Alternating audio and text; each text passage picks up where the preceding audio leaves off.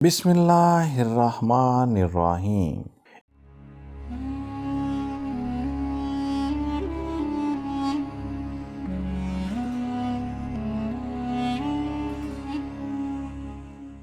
سعید Jeddah airport پر بیٹھا ہوا اپنی فلائٹ کا انتظار کر رہا تھا، جبکہ اس کے ساتھ ہی اس کا ہم وطن دوسرا مصری حاجی بھی بیٹھا ہوا تھا، جس کے چہرے سے آسودگی کی تراوت جھلک رہی تھی۔ دونوں حج کے مناسک ادا کرنے کے بعد وطن واپس جانے والے حاجیوں میں شامل تھے۔ اچانک سعید کے ساتھ بیٹھے ہوئے حاجی نے ایک لمبی سی سانس لی اور اپنا تعارف کروایا۔ میں بزنس مین ہوں اور الحمدللہ یہ میرا 10واں حج ہے۔ اللہ پاک کا میرے اوپر بڑا فضل ہے اور میں سمجھتا ہوں کہ ہر حج کے بعد مجھے رب کے زیادہ قریب ہونے کا موقع ملا ہے۔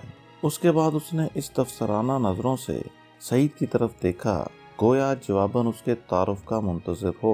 سعید مسکرا دیا اور بولا، بھائی میرے حج کا قصہ کچھ زیادہ ہے، طویل اور گنجلک ہے۔ میں آپ کا سر کھانا نہیں چاہتا۔ کوئی بات نہیں، ایک تو ہم یہاں انتظار کے سوا کچھ کر نہیں رہے، دوسرا یہاں کھانے کی ہر چیز باہر سے 20 گنا زیادہ مہنگی ہے، بس ایک سر ہی تو کھانے کو فری میں ہے۔ دوسرے حاجی عبدالباری نے ہنستے ہوئے کہا۔ سعید خیالوں میں کھو گیا، گویا فیصلہ نہ کر پا رہا ہو کہ اپنی کہانی کو کہاں سے شروع کرے۔ میرے بھائی، میں ایک پرائیویٹ ہسپتال میں فزیو تھراپسٹ ہوں، سعید نے آخرکار بولنا شروع کیا۔ میں نے 30 سال اپنی تنخواہ میں سے تھوڑی تھوڑی رقم کٹوا کر اس حج کی تیاری کی ہے۔ اس سال میرے حج کے اخراجات پورے ہو گئے تھے، جنہیں میں ہسپتال کے فائنانس ڈپارٹمنٹ سے لے کر نکلا ہی تھا کہ ایک خاتون کو دیکھا جس کا بیٹا ایکسیڈنٹ میں تقریباً معذور ہو گیا تھا، مگر پچھلے 6 ماہ میں میری انتھک محنت اور پیار و شفقت کی وجہ سے وہ 50% ٹھیک ہو گیا تھا، جبکہ امید تھی کہ وہ مزید 6 ماہ کے بعد مکمل صحت یاب ہو جائے گا۔ اس خاتون نے مجھے سلام کیا اور بھجے ہوئے لہجے میں بتایا کہ وہ لوگ ہسپتال چھوڑ کر جا رہے ہیں، شاید پھر ہماری ملاقات نہ ہو، لہٰذا میں آپ کو ڈھونڈ رہی تھی، جس پر مجھے کافی حیرانگی ہوئی۔ مجھے لگا جیسے وہ میرے علاج سے مطمئن نہ ہوں۔ کیا آپ میرے طریقہ علاج سے مطمئن نہیں ہیں؟ میں نے اس خاتون سے سوال کر ہی دیا۔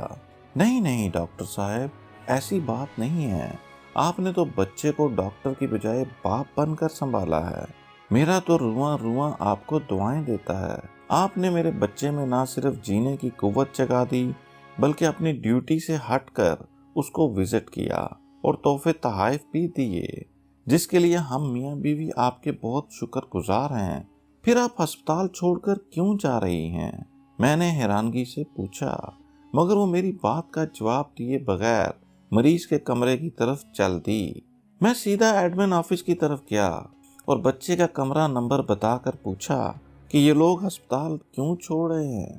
وہ چھوڑ نہیں رہے، بلکہ ان کو کمرہ خالی کرنے کا نوٹس دیا گیا ہے۔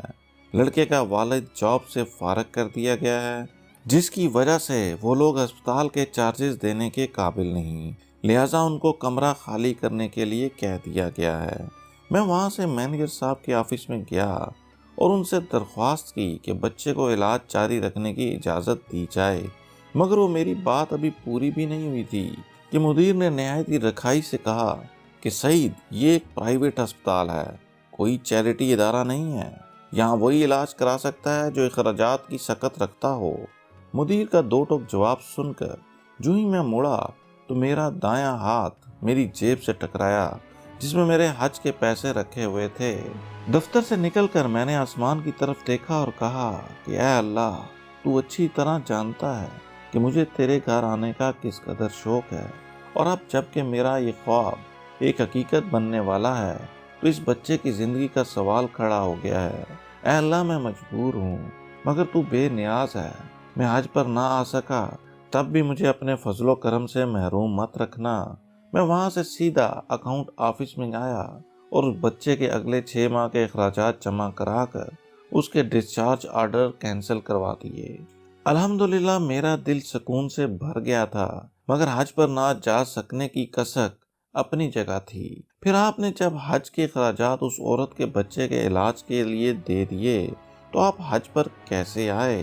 عبد الباری نے بے چینی سے سوال کیا۔ میں جب گھر آ کر لیٹا تو حج کے مناسک کا ایک ایک منظر میری نظروں میں گھوم رہا تھا۔ میں نے کئی بار بیت اللہ کا خیالی طواف کیا، کئی بار لبیک اللہم لبیک کہتے مجمع کے ساتھ اپنی آواز ملا کر ان کا حصہ بن گیا تھا۔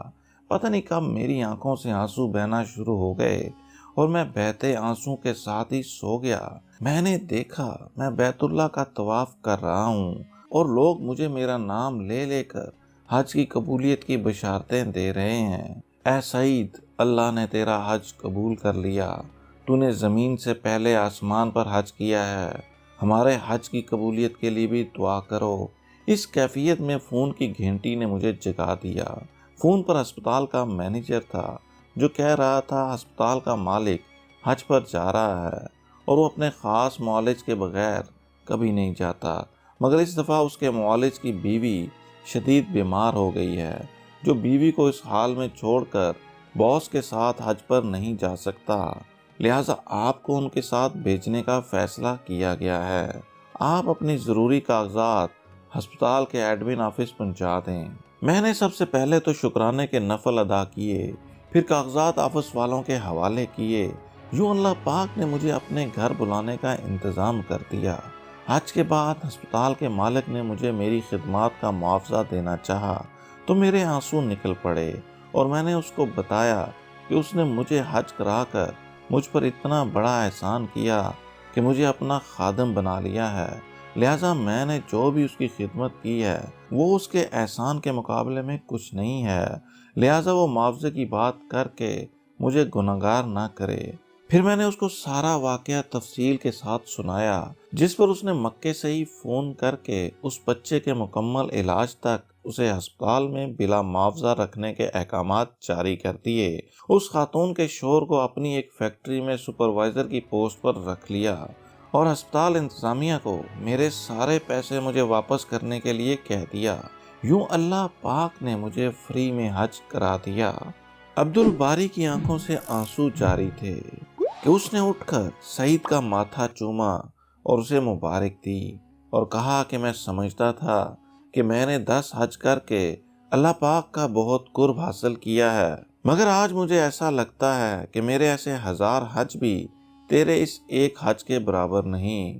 میں تو خود حج پر آتا رہا، جبکہ تجھے تو اللہ خود ہی اٹھا کر اپنے گھر لایا ہے۔ حاجی سعید، اللہ پاک سے میرے حج کی قبولیت کی دعا بھی کر دو، اللہ تمہارے حج میں برکت دے، آمین۔